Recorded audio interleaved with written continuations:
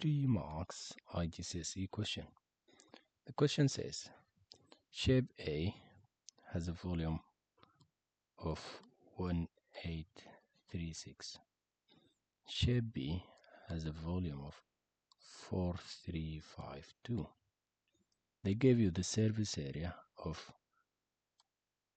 B, which is 1120,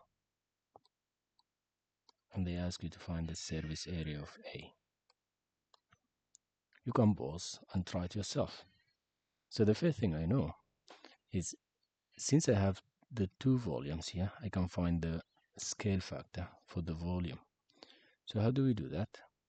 The scale factor, the volume scale factor, is equal to 4352. I'm just dividing the volume of this by the volume of A, 1836.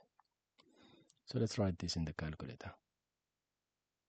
So it's 4352 divided by 1836.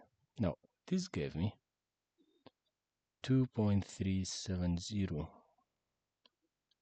repeating, the 370 repeats. So what do I do next? I'll need to find the length scale factor. The length scale factor is the third square root of the volume scale factor.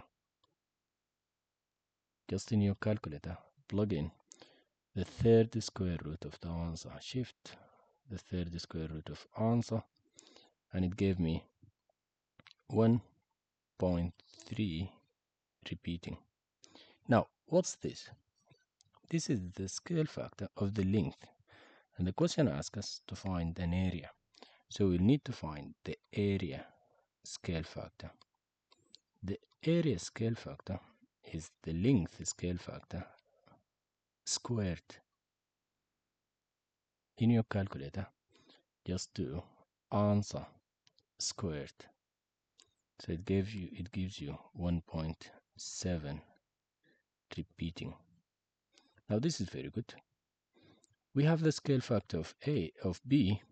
We have the surface area of B, which is 1120. If you want to find the scale factor, the surface area of A